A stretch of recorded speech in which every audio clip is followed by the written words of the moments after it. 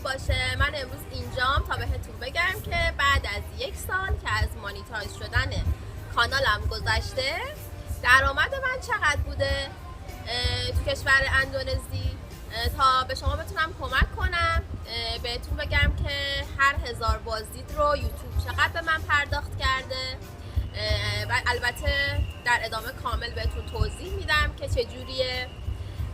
تمام تکنیک ها و روش هایی که خودم انجام دادم بهتون بگم که آیا در این مسیر میمونم یا نه و اینکه آیا ارزشش رو داره که کانال یوتیوب داشته باشیم یا نه. خلاصه که من قراره تجربیات خودم رو با آمار و ارقام براتون اینجا بذارم تا به طور واقعی ببینید که چه خبره، بتونید تصمیم بگیرید و واقعیت و چالش هایی که یوتیوب داره براتون بگم که اگه میخواین یوتیوبرین یا میخواین وارد این مسیر بشین یا هر چیز دیگه ای یا کنجکاوین بدونین که چه خبره بتونم کمکی بهتون کرده باشم. پس تا آخر ویدیو همراه من باش که قراره بهت بگم که من چقدر درآمد داشتم.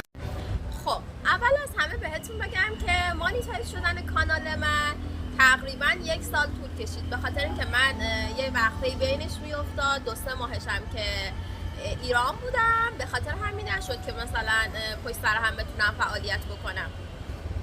تا جایی که میتونستم فعالیت میکردم و من مرداد بود که برگشتم اندونزی و 2 ماه بیشتر فرصت نداشتم تا کانالم مانیتایز بشه.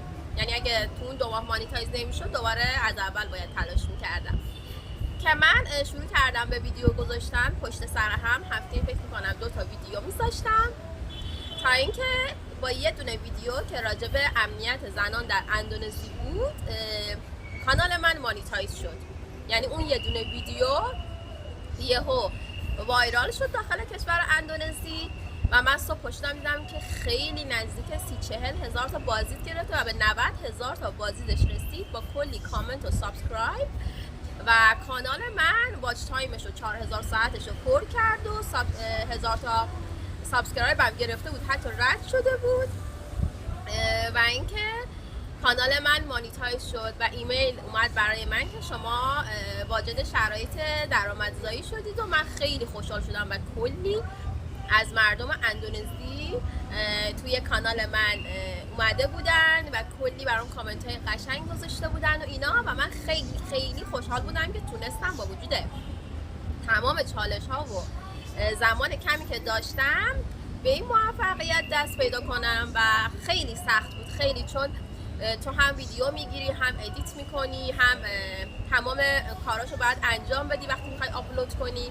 یعنی اصلا کار آسونی نیست، کار کاملا زمانبر و انرژی خیلی خیلی زیادی میخواد و باید علاقه هم داشته باشی و همینطور استمرار. یعنی استمرار باعث میشه که تو موفق بشی. اگه استمرار نداشته باشی خیلی این مسیر برات سخت میشه و نتیجه دلخواهتو خلاصه ازش نمیگیری. خلاصه همینجوری من خوشحال بودم، داشتم ویدیو میذاشتم. بعد از اینکه کانالم مانیتایز شد که کانالم به خاطر اینکه من مدارکم رو اشتباه ارسال کرده بودم درآمدزاییش متوقف شد به مدت 5 ماه. فکر میکنم آخرای اسفند بود که تونستم صورت حساب بانکی و مدارک اقامتم رو براشون ارسال بکنم تا کانالم دوباره درست بشه و واقعا ناامید شده بودم، فکر میکردم که دیگه درست نمیشه. خلاصه کانال من اوکی شد و من شروع کردم به ویدیو گذاشتن و خب میدیدم که بازدیدهای خیلی خوبی دارم میگیرم، 10K 20K 30K و متاسفانه میدیدم که درآمدم خیلی پایینه و من تمام محتوامو به زبون اندونزیایی ترجمه میکردم، تایتل و تامنیل و دیسکریپشن و همه چی رو من به زبون اندونزیایی میزدم که بعد دیدم که من بعد از 1 سال درآمدم براتون حالا این بالا میزنم $48 بود که به نظر خودم خیلی خیلی کم بود. یعنی اصلا نسبت به زحمتی که من میکشیدم، انرژی که میذاشتم، حالا جدا از هزینه ها که خودم میکردم، خیلی خیلی کم بود، به خاطر اینکه به اندونزی زیر $1 به 1000 بازدید میده، خیلی کم، یعنی شاید 15 سنت. بعد مثلا محتوای مربوط به تکنولوژی یه درآمد داره، آشپزی یه درآمد داره، لایف استایل یه درآمد داره. یعنی هر محتوایی یه چیزی هزینه‌ای بهش پرداخت میشه، متفاوته، خیلی متفاوته. خب اینم بگم که من از ایران دوره خریده بودم که چجوری باید اصلا کانال یوتیوب بزنیم، چه تکنیک هایی داره، چه تگایی بزنی، چه تامنیل و تایتل هایی بزنی و کلی تکنیک داشت که من اونا رو یاد گرفته بودم. ولی باز هم نیازمند این بود که من تجربه کسب کنم، یعنی خودم بیام کانالمو بزنم و بفهمم، از رقبا الگو بگیرم، ببینم که چجوری اصلا. و تقریبا میشه گفت که تجربه خوبی رسیده بودم و بازدیدهایی هم که میگرفتم با توجه به محبتی که مردم اندونزی به من داشتم، مخصوصا به خارجی ها، چون خیلی دوستشون دارم و میبینن که راجع به کشورشون میان اطلاعات میدن و تعریف میکنن. خب خیلی محبت داشتن، کامنت های خوبی میگرفتم، بازدیدهای فوق العاده خوبی میگرفتم. بازدید کلی من تقریبا 1,300,000 تا بازدید بود. الانم نزدیک 6,300 تا من سابسکرایب دارم. تقریبا میشه گفت هم بازدیدم خوبه، هم سابسکرایبام خوبن. شورتس هم میذارم و اما بیشتر سعی میکنم که تمرکزم رو ویدیوهای لانگ باشه. اما با این اوصاف، به خاطر اینکه تمام مخاطبین من از کشور اندونزی هستن، یوتیوب خیلی مبلغ کمی رو پرداخت میکنه به کشور اندونزی و جمعیت اینجا هم نزدیک 400 میلیونه. البته تو اگه بازدیدهای بالا بگیری کمکی میکنه، اما خب مثال داره به آمریکا 5 تا 10 دلار میده، شاید هم بیشتر بسته به موضوعات، به هر 1000 تا. بعد میاد به اندونزی 15 سنت میده. خب تو باید ببین چقدر بازدید بگیری تا بتونی مبلغی که میخوای و اون درآمدی که دوست داری رو کسب بکنی. اما خب من چون خیلی علاقه داشتم و این پلتفرم باعث شد که من با مردم ارتباط بگیرم و انرژی خوبی کلا از یوتیوب میگیرم نسبت به اینستاگرام، ادامه دادم و ادامه هم خواهم داد. ولی نکته مهم اینه که شما باید اگه میخواین از یوتیوب کسب درآمد کنید، باید مخاطباتون از کشورهای اروپا، آمریکا، استرالیا اینا باشه تا درآمدتون بره بالاتر. یعنی اگه صرفا از داخل اندونزی باشه، ممکنه اون درآمدی که میخواین رو کسب نکنید. خب حالا من این بالا بازدیدهامو و درآمدمو براتون میذارم، تمام اطلاعات رو براتون روی این صفحه میذارم تا ببینیم که همه چی رو به شکل واقعی. و من تصمیم گرفتم از این به بعد محتواها رو طوری درست بکنم که مخاطبای خارجی هم بتونن ببینن، نه فقط مردم لوکال، بتونن مخاطبایی که از کشورهای با رتبه بالا هستن اونا هم ببینن. اینجوری محتوام بین المللی میشه و هم بازدیدم بالا میره، هم تبلیغات بهتری روی ویدیوام قرار میگیره. در این حال که دارم کشور اندونزی رو معرفی میکنم، فرهنگش و غذاش و همه اطلاعاتی که راجبش دارم اینجوری به کل دنیا نشون میدم. این اصلا خیلی بهتره، این کارو میخوام انجام بدم، پس قطعا ادامه میدم. و این تقریبا میشه گفت 2 سالی که من توی این پلتفرم فعال بودم، باز هم باعث نشد که من با این درآمد کم هم ناامید بشم. دوست دارم که بیشتر ارتباط بگیرم، بیشتر توی این جامعه باشم و به نظر من این فضا، این شرایط رو برای من مهیا میکنه که بتونم با آدما بیشتر ارتباط بگیرم و بتونم توی این کشور بهتر زندگی بکنم. خلاصه که یوتیوب یه پلتفرم خیلی متفاوتیه و شما اگه استمرار داشته باشی، علاقه داشته باشی و هدفت رو مشخص کنی و به عنوان یک شغل بهش نگاه کنی، میتونه تو رو خیلی موفق بکنه و اصلا اعتماد به نفس تو میبره بالا، حس تو خیلی بهتر میکنه و انرژی خیلی خوبی بهت میده، کنار حالا درآمدی که شما بخوای در آینده ازش کسب کنی.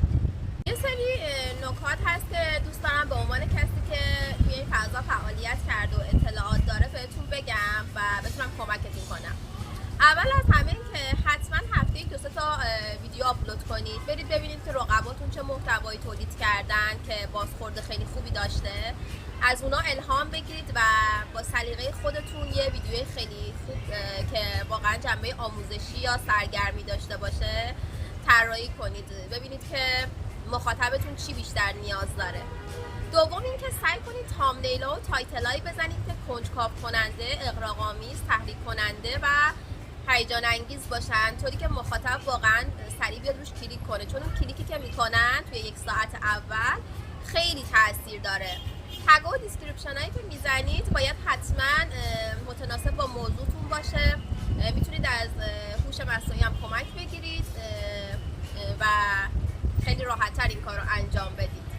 از رنگایی مثل قرمز، زرد، بنفش، آبی، سبز توی تامنیلتون استفاده بکنید. حتما اگه چهره باشه خیلی تاثیر داره، مخصوصا چهره‌ای که هیجان زده، چهره‌ای که مثلا ریاکشن داره خیلی تاثیر گذاره.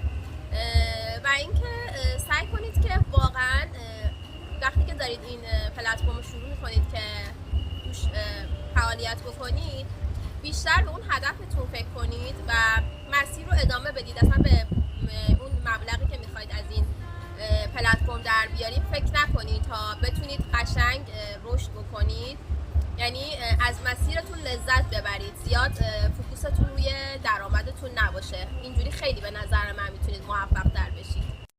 اینم بهتون بگم که محتوایی مثل تکنولوژی، آشپزی، گیم خیلی طرفدار داره و خیلی درآمد بالایی داره، مخصوصا اگه بتونید به زبان انگلیسی طراحی بکنید این محتواها رو.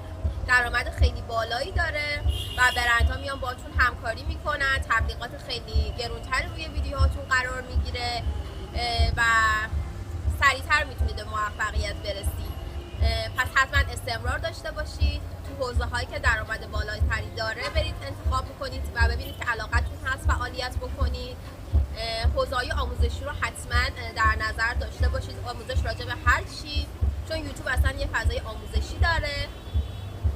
و اینکه امیدتون رو از دست ندید، استمرار داشته باشید. الان من 2 ساله دارم فعالیت میکنم، مثلا برداشتی از یوتیوب نداشتم، اما ادامه میدم چون میدونم که یه اتفاق میفته و اون هدفی که میخوام بهش میرسه اگه استمرار داشته باشم. و تو هر بیزینسی شما الان یک رستوران هم یه رستوران هم افتتاح بکنید زمان میبره به نتیجه برسه. شما سرمایه میذارید، انرژی میذارید، وقت میذارید، اما تا بخواید یه برداشت خیلی خوبی داشته باشید قطعا زمان میبره. پس سعی کنید که ناامید نشید و استمرار داشته باشید.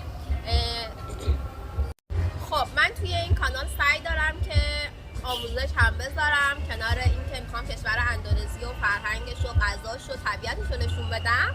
یه سری آموزش هایی هم که فکر میکنم به درد مردم بخوره و خودم تجربه دارم براتون میذارم. ازتون میخوام که حتما کانال منو سابسکرایب کنید، به دوستانتون معرفی کنید و حمایت هم بکنید، برام لایک و کامنت بذارید این پایین. و مرسی که تا الان همراه من بودید. هر سوالی داشتید خوشحال میشم که تو کامنت ازم بپرسید. قول میدم که همشون رو تک تک جواب بدم.